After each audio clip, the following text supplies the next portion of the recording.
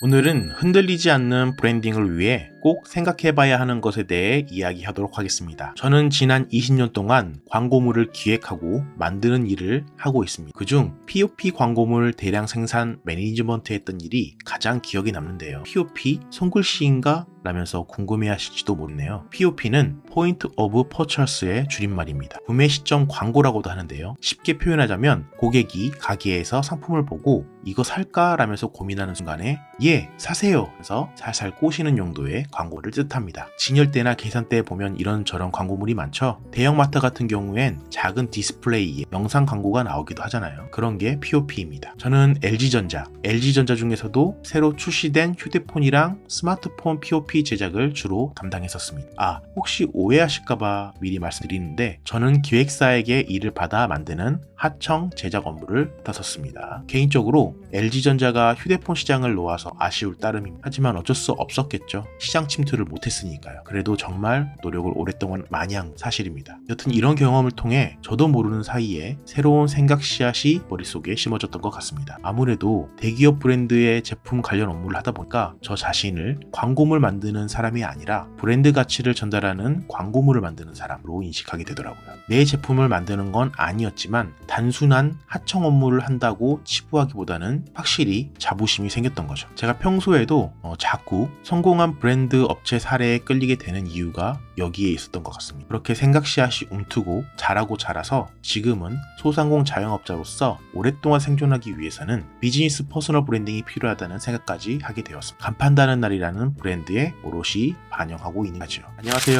브랜딩 고민의 진심인 이상한 간판집 간판다는 표 이행곤입니다. 오늘은 나다운 비즈니스 퍼스널 브랜드 만들기 시리즈의 두 번째 에피소드로 브랜드 핵심이 되는 당신만의 사업자 찾기에 대해 이야기 나눠보고 합니다. 여러분 혹시 사업자라는 단어를 들어본 적 있으신가요? 아마 없으실 거예요. 왜냐하면 제가 만든 단어거든요. 사업자라는 단어를 구글에 검색해 봤을 때 결과가 안 뜨더라고요. 그러니까 제가 처음 만든 말이 맞겠죠. 제가 알기론 그렇습니다. 혹시 여러분도 저처럼 브랜드를 만들어 오랫동안 사업을 하고 싶어하는 분이라면 대표님의 사업자를 기반으로 브랜드 세팅을 하셔야 한다고 말씀드리고 싶습니다. 사업자를 기반으로 브랜드 활동을 하면 판매하는 상품은 시장에서 특별하지 않아도 괜찮습니다. 어차피 테무나 알리가 한국 시장에 들어온 이상 모든 상품의 90%는 이런 곳에서 최저가로 살 수 있다는 걸 소비자들도 잘 알고 있거든요. 물론 최저가를 선호하는 사람들은 여전히 많지만 우리가 저가 경쟁에서 이길 수 있는 상황이 아니라면 이런 고객들은 어느 정도 필터링 해야 하는 게 맞습니다. 그보다는 가격이 조금 더 나가더라도 판매자가 왜 이 상품을 판매하는 건지 또는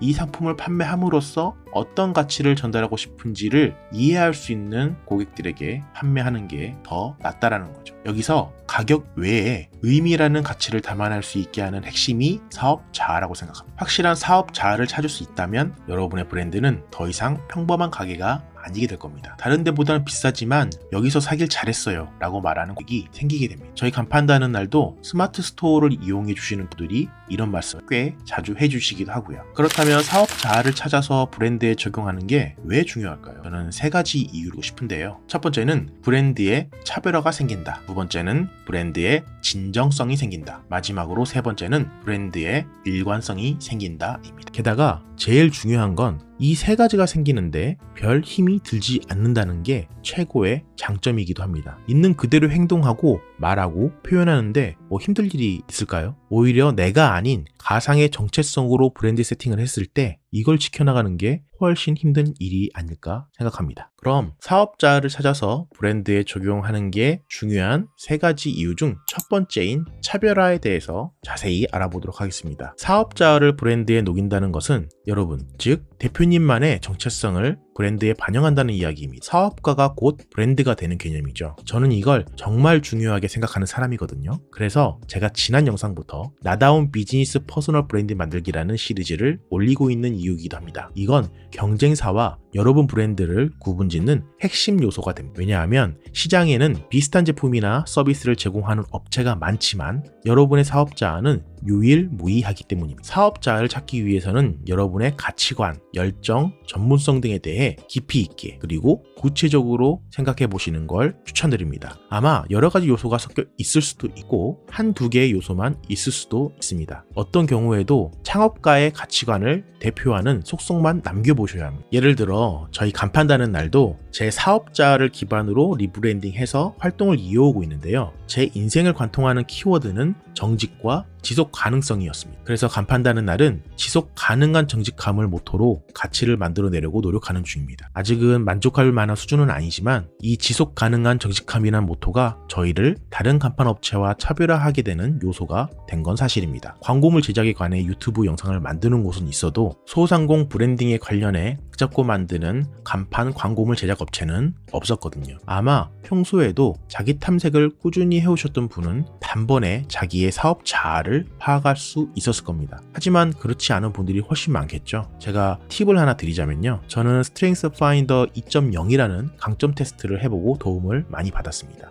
당연히 광고 아니고요. 내돈내산인데 정말 도움이 많이 되어서 말씀을 드려보는 거다. 자아 찾기가 세상에서 가장 어렵다고 하는 사람도 많은데요. 저는 사람들이 자기에 대해 누구보다 잘 알고 있다고 생각합니다. 다만 그걸 구체적인 단어로 떠올리지 못할 뿐이에요. 그래서 자아를 구체화하는 걸 도와주는 도구를 활용하면 좋은 투자를 하는 것과 같다고 생각합니다. 두 번째는 진정성입니다. 사업 자아는 여러분의 진짜 모습을 반영합니다. 사업 자아를 브랜드에 반영하는 건 매스미디어가 사람들 생각을 지배하던 시절에는 진정성이 잘 드러나지 않았을 겁니다. 하지만 요즘 고객들은 사업 자아가 반영된 브랜드에서 이런 진정성을 충분히 느낄 수 있습니다. 속된 말로 생겨먹은 대로 말하고 행동하고 표현하니까 결이 맞는 사람들이 이렇게 생각하는 거죠. 이거 찐이구나. 찐 모먼트야. 찐. SNS가 발달한 요즘 환경에서 고객들은 상품과 서비스 뒤에 뿜어져 나오는 가치와 스토리를 구매합니다. 싼 것 말고 다른 가치를 소비한다는 이야기죠. 블로그나 인스타그램이나 홈페이지나 쇼핑몰처럼 대표님이 브랜딩 활동을 하는 모든 채널에 솔직한 사업 자아 이야기를 써보세요. 왜 이 일을 시작했는지 또는 어떤 가치를 중요하게 여기는지 등을 스토리에 포함해보세요. 하고 싶은 이야기가 너무 많을걸요. 스토리텔링 기법이 따로 필요 없을 정도입니다. 왜냐하면 인생이 스토리니까요. 이런 진정성이 콘텐츠를 통해서 고객들에게 쌓이기 시작하면 신뢰감이 생기게 됩니다. 스토리를 전할 때 팁이 하나 있다면요. 고객과 소통할 땐 항상 솔직하게 이야기하시길 바랍니다. 때로는 여러분의 약점이나 실수를 인정하는 것도 좋습니다. 이런 솔직함이 오히려 고객과의 관계를 더 돈독하게 만들 수 있거든요. 마지막 세 번째, 일관성입니다. 사업자를 바탕으로 하면 모든 브랜딩 활동에 일관성이 생깁니다. 다중인격이 아닌 이상 그날 다르고 저날 다르게 행동하진 않잖아요. 브랜딩 활동에서는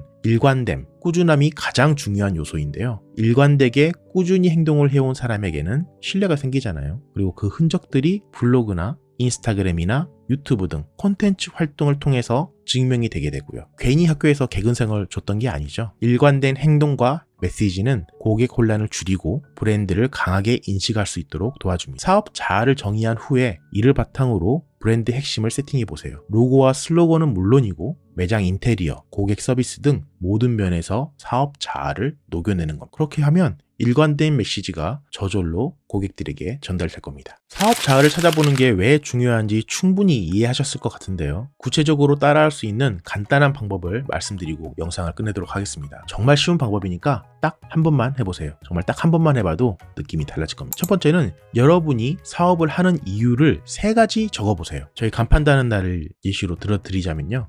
저희가 사업을 하는 이유 3가지 중 첫 번째는 솔직히 말해서 간판다는 날이 생존하려면 소상공 자영업자분들이 성공해야 하니까 돕고 싶어서 하는 겁니다. 그리고 두 번째는 단순한 사인물 제작 업체가 아니라 온라인, 오프라인 브랜딩을 전체적으로 돕는 그런 브랜드가 되고 싶어서입니다. 마지막으로 세 번째는 망하는 건 정말 괴로운 과정입니다. 누군가 망하는 걸 보는 것도 너무 괴로운 일이고요. 그래서 제 주변에는 이런 일이 없었으면 좋겠어서 시작한 게 이 사업입니다. 저희 간판다는 날은 이런 이유로 사업을 하거든요. 그러니까 여러분도 어떤 이유로 사업을 하고 계시는지 3가지 정도 적어보셨으면 좋겠습니다. 그 다음에 두 번째 단계는 고객에게 전달하고 싶은 핵심 가치를 한 문장으로 적어보는 것. 저희 간판다는 날 사례를 또 들어드릴게요.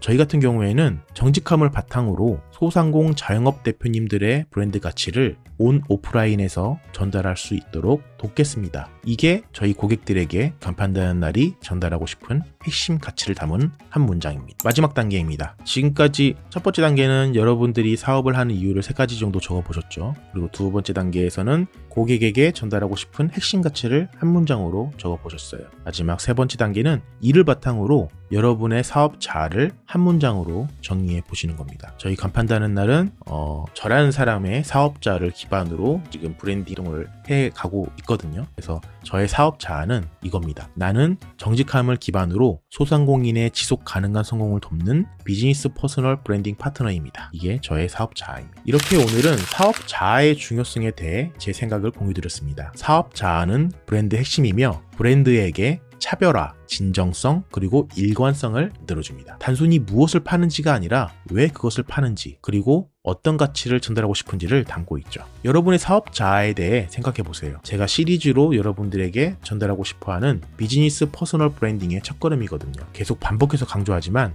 이를 통해 여러분의 가게는 단순한 상품이나 서비스를 넘어 고유한 가치를 전달하는 브랜드가 될 수 있습니다. 영상 봐주셔서 감사합니다. 다음 에피소드에서는 더 자세한 이야기를 다뤄보도록 하겠습니다. 그럼 오늘 하루도 건승하는 하루 되시길 바라겠습니다. 지금까지 간판다는 날 대표 이행곤이었습니다. 고맙습니다.